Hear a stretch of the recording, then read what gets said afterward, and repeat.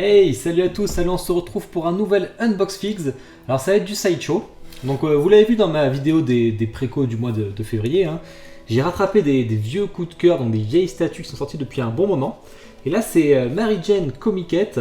Donc c'est un, bon vous reconnaissez sûrement la patte graphique, hein, c'est un artwork de Scott Campbell, donc qui est très connu pour son sexy, mais pas non plus vulgaire. Bon, après ça dépendra les avis de chacun, hein, bien sûr. Vous voyez la boîte, plutôt simple. D'ailleurs, c'est pas très grand, c'est une petite statue, hein, vraiment, elle est pas très grande.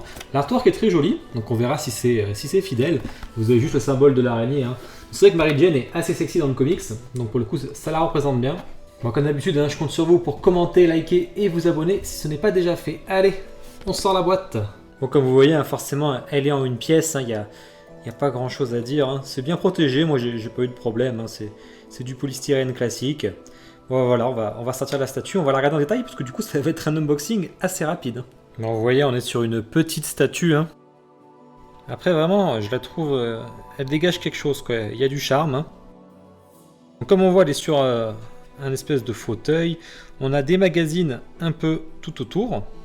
Donc après tout c'est un mannequin, donc forcément les magazines, ben, ça va bien avec elle.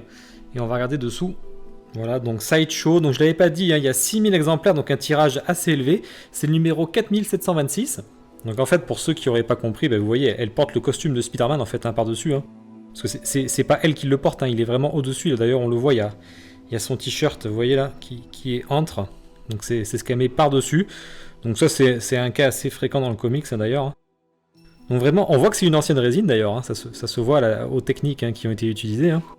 On a un petit magazine avec Spider-Man ici, là. Voilà, bon, vous voyez, forcément, c'est marrant, comme c'est le Daily Bugle, du coup, on voit que Spider-Man a menacé des citoyens, et après, je vois pas ce qu'il y a écrit, c'est dessous. Donc ça, c'est un petit clin d'œil sympa. Allez, on va regarder tout ça en zoom, et après, je vous ferai ma petite critique.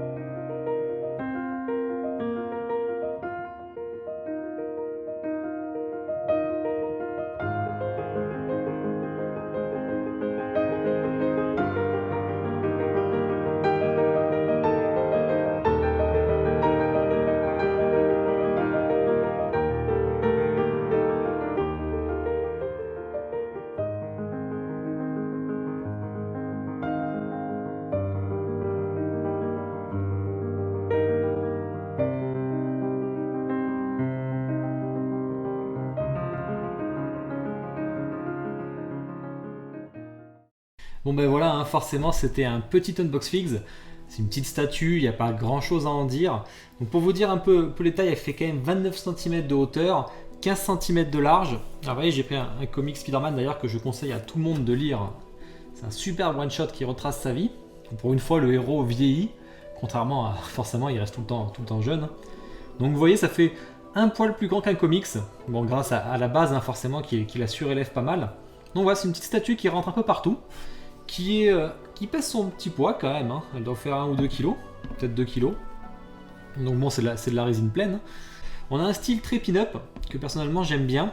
C'est vraiment le pin-up des années précédentes. Alors je sais que ma femme elle aime bien aussi du coup, donc c'est un peu pour tous les deux, on va sortir l'excuse. Hein. Vous en avez d'autres, hein. Vous avez Gwen Stacy, vous avez aussi, d'ailleurs vous avez Mary Jane avec Spider-Man sur le canapé qui vient de sortir, qui est plutôt très jolie aussi. Hein. Mais mon vrai coup de cœur c'était celle-là, hein. C'est pour ça que je suis allé la chercher. Et c'est d'ailleurs, elle va rejoindre Alice, elle va rejoindre la petite sirène, donc c'est toute la gamme Campbell, hein, qui fait vraiment des super statues, hein, pour le coup. Hein.